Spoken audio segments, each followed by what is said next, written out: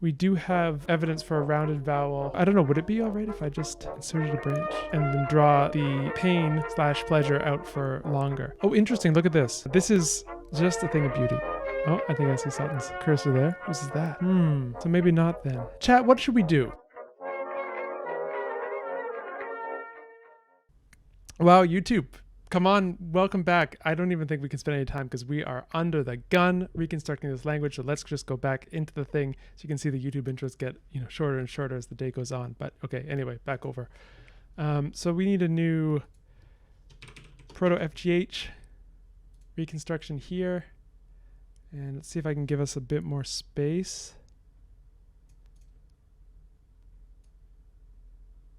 There we go. Alrighty, so FGH. So we can ignore A, B, C, D, E. Hide. And we can just work on our proto-FGH. So it seems clear that for these we need some sort of a fricative, uvular or velar, not sure. Here, voiceless uvular stop, P, N, yeah.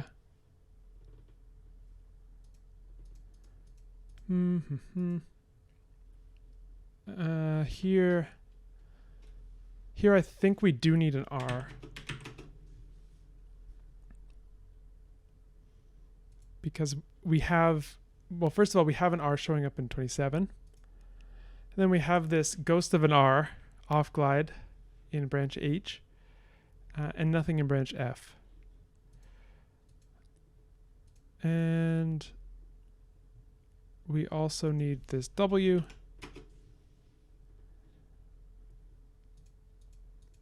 Otherwise, I think, and this is some kind of an O. What is this from? 19, from 15. And probably long.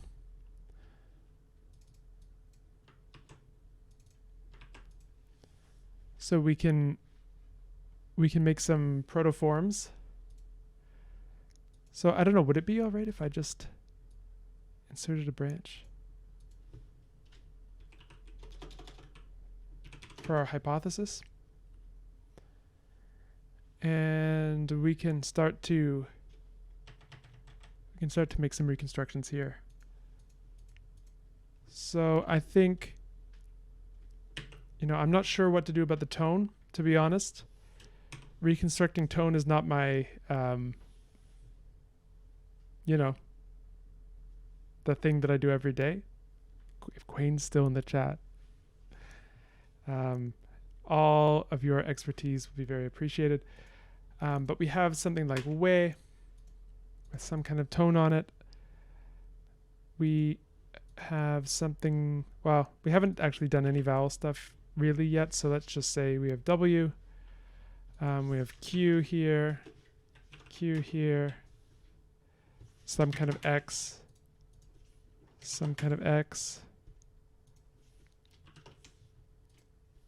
P, N,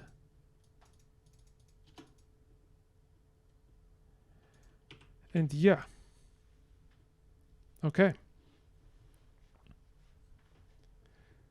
Are there any borrowings between the branches? There very well may be, and we have no way of knowing. So we just have to proceed with the understanding that that might be the case. Let's do a few vowels. Because we haven't touched them really yet. All we have is this reconstruction here. This long O of some kind, open or closed, I'm not sure. So, George, this is neither Sakrat or Call. This is the Let's Stump Colin and the chat Historical Linguistics Challenge, where we are live reconstructing a proto-language from a language made up by the community, led by Sutton, who is in the chat here, and probably just getting all wanting to jump in, but can't. Okay, so let's do some vowels. So here we have this O in one, or sorry, that's not one, is it? Oh, it is. Let's get that over here. O is in the word one. That looks like a good reconstruction.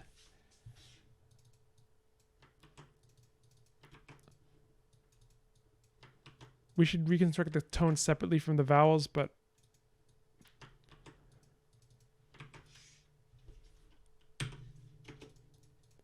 for now, let's just leave them here. And then we have, let's just ignore the tones for now.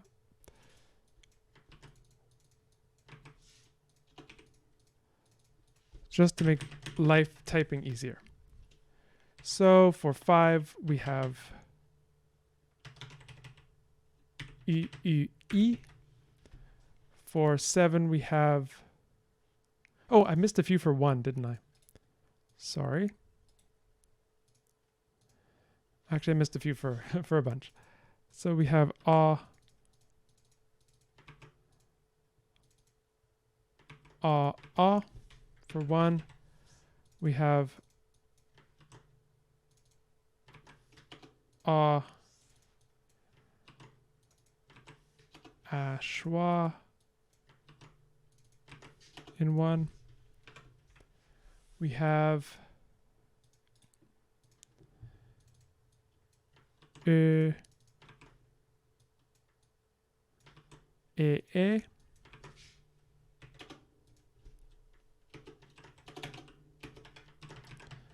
3. We have O in 5.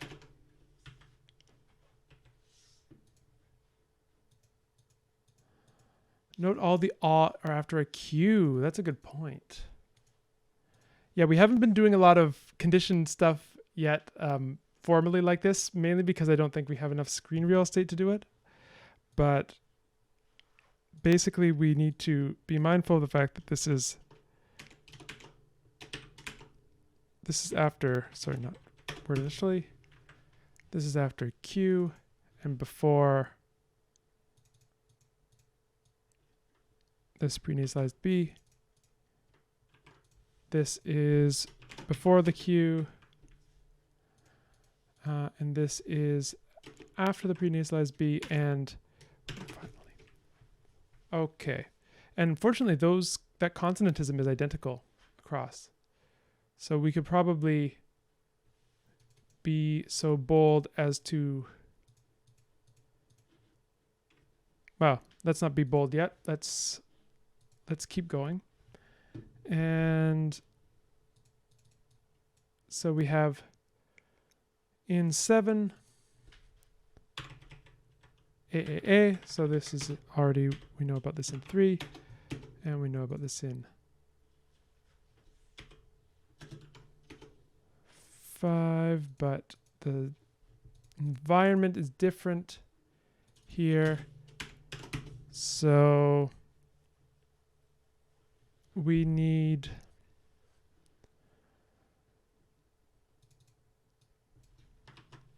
here it's after some kind of labial stop. Here it is word initial before T, and also between W and something.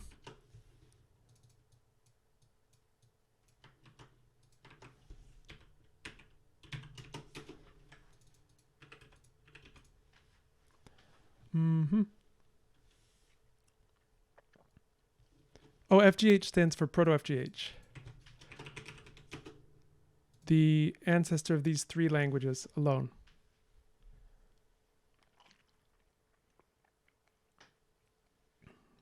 All right.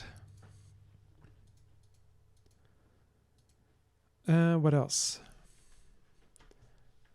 We got to 7, right? So we have this high central vowel. showing up. And that is good. That's showing up after RLP. And this is showing up after... Are we done with this? Okay. All right.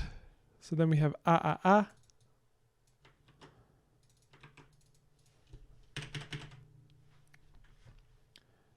in front of some sort of a coronal stop.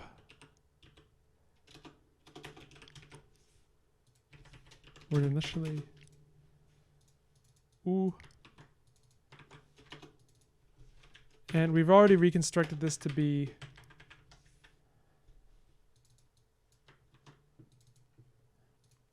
before an R. Oh, interesting. Look at this. We have, looks like perhaps the R has metathesized in branch G.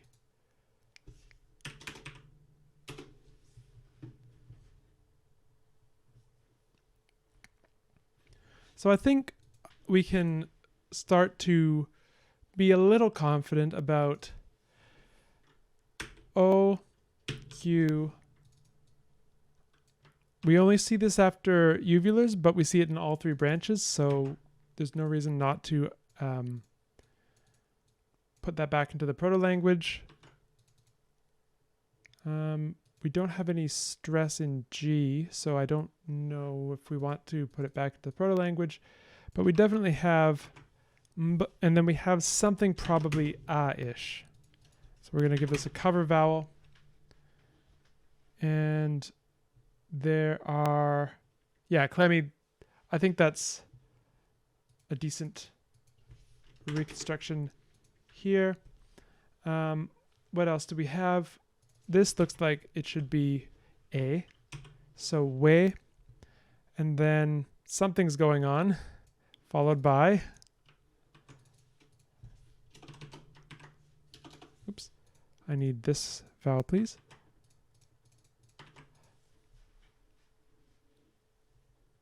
Yeah, this would be an interesting first stream. Welcome, welcome, welcome. Very happy to have you. Is it Lula sings, or is that a different pronunciation of the double L? We have WE something something, and then the high central vowel. I think what we have for 9, Quain is right. I think we have something like atur. And so we have this branch G. So we have this R business where we have metathesis here. We have R here, or R here, and then we have this off glide formed here. That's good. And we get that from 9. I think that's solid. Then we have this correspondence e.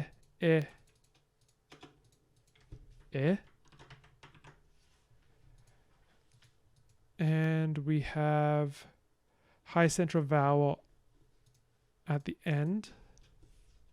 So this is an 11. So then I think we need to reconstruct. Sorry, let's just say, let's put a T here. And let's give it this. I'm not sure what's going on. Oh, Lula, welcome. Excellent. It's always nice when people give their IPA. Sometimes I mess up. IPA is so nice. Right. Okay, so here's something interesting. We have this cluster here. We don't see this cluster anywhere else. Interestingly, we have this S show up in number 5 as well. And it's vanishes. I think that it would be more likely for a coda S to vanish than for one to emerge. So I am going to reconstruct S. This is after a vowel and before a consonant. And it is gone. And then similarly, we have this sh, which I think probably works the same way.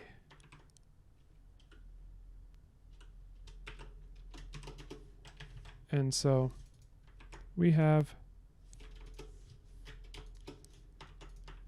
our evidence for our evidence for this is found in 5. Our evidence for this is found in 11. And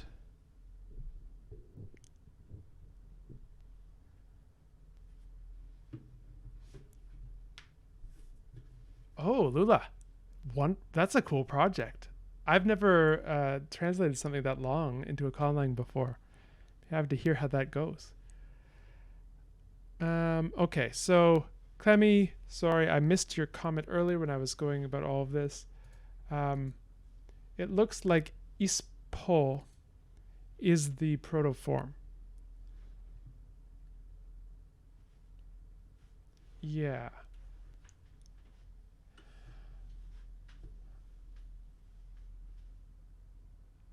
Unless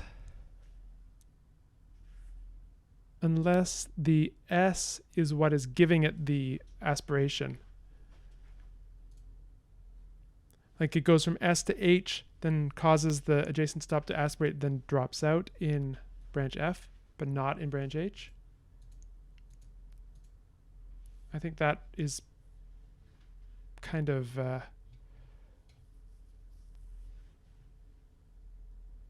possible.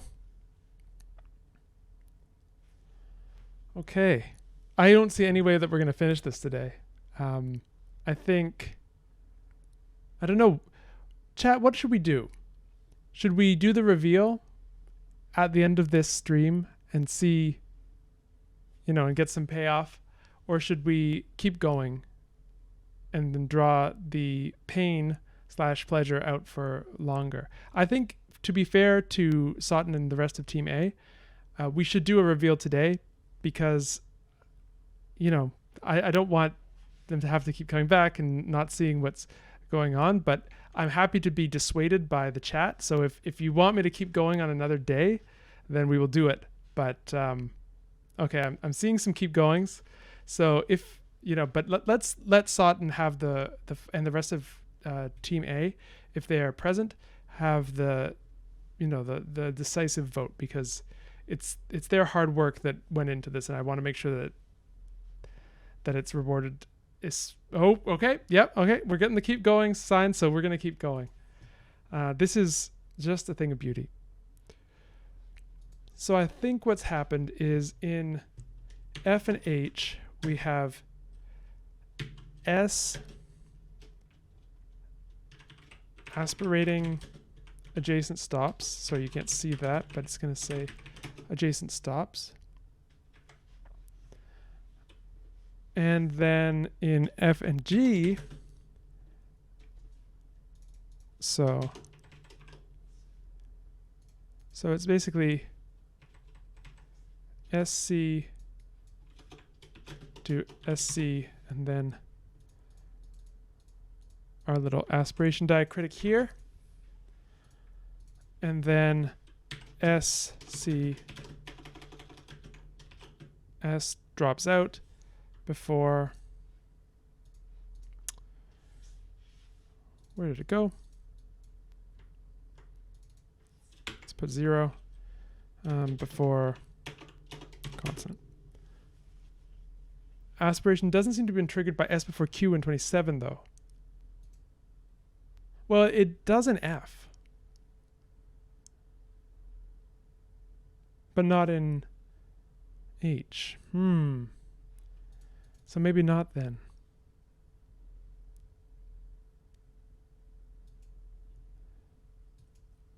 And similarly in 19, it does it in F, but not in H. Okay, forget about H, but I think it does happen in F. So we can do a little bit more now, I think. We can...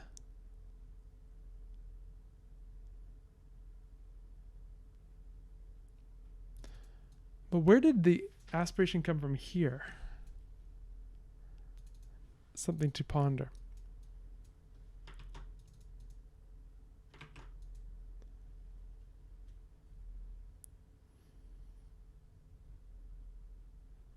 So then here, I think we have something like S score.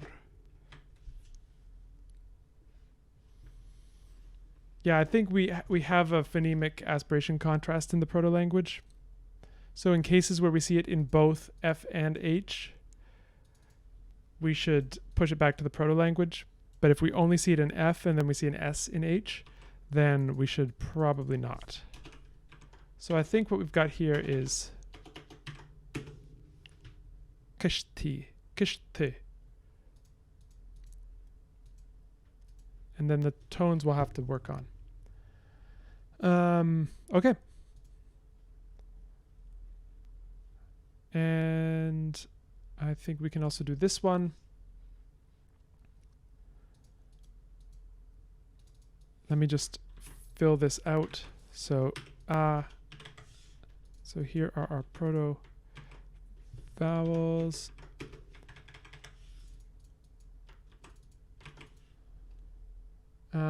What to do with these front rounded vowels that we see in 3 and 5? Ete, ete, ete. Let's see if we can find any more.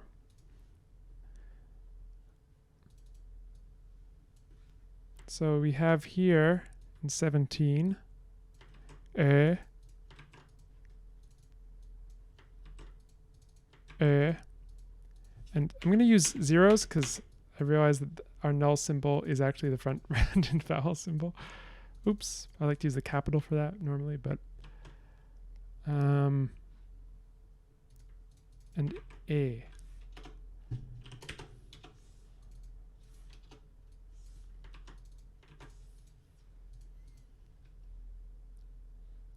So this is based on 17.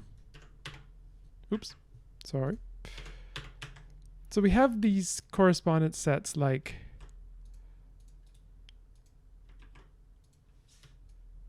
(5) and 17, where we have unrounded vowels in H and rounded vowels in F and G. And then if we go over just briefly to the other languages, let's look at 5. We do have evidence for a rounded vowel in A, B, and C. And we are looking also at 17. We have this ew, ew. That makes me lean in favor of having a front rounded vowel in proto-FGH, which unrounds in H. So something like this. And since the length is there in all of the descendants, we can keep it. And this pair in 3 is a bit different. It's the final vowel here, because it unrounds in G as well, which we didn't see for the others.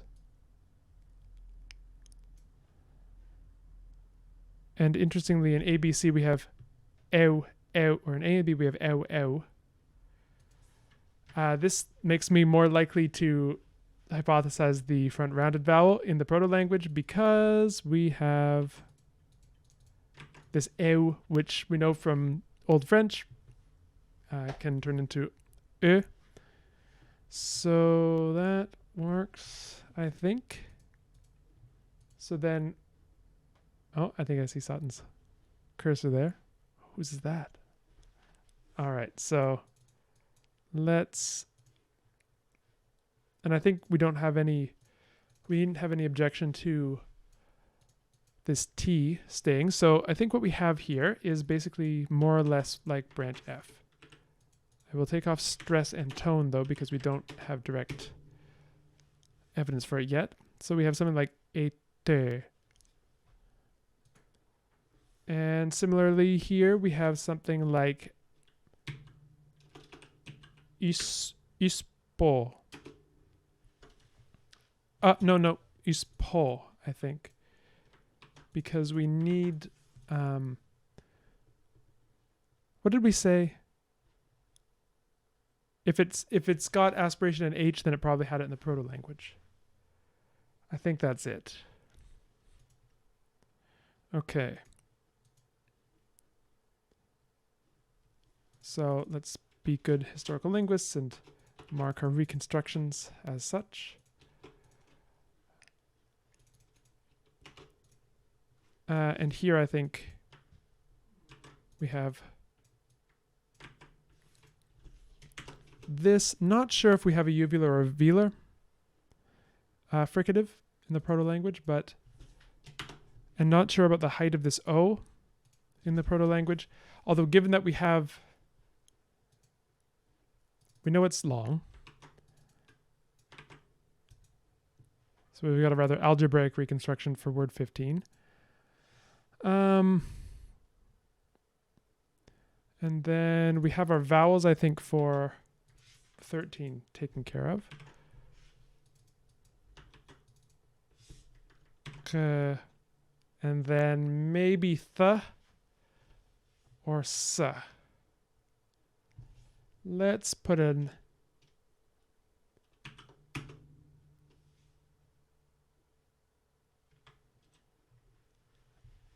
S there.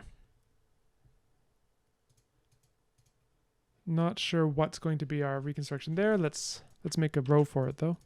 So we have th, s.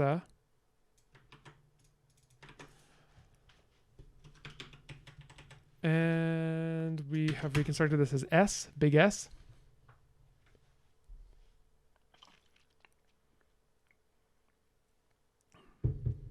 Hydrate, stretch. Okay. Okay, I see that we're at the sort of the 3/4 mark, so I'm going to put another YouTube cut here. And I will briefly go full screen.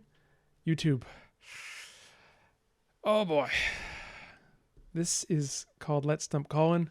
And Colin is fairly stumped, but we have not run out of things to try, and we're still making good progress. It just may take a little bit longer than I thought. So if you've enjoyed this, please do come back, because we are going to make this into something of a series, I think. And we'll develop it as we go, and you can watch it. Of course, if you do subscribe, that'll probably make it likelier that you'll see it. But anyway, I'm going to keep this short because we got to get back to work. We've got half an hour left, and then we don't want to waste it. So we'll see you next time, YouTube. All right.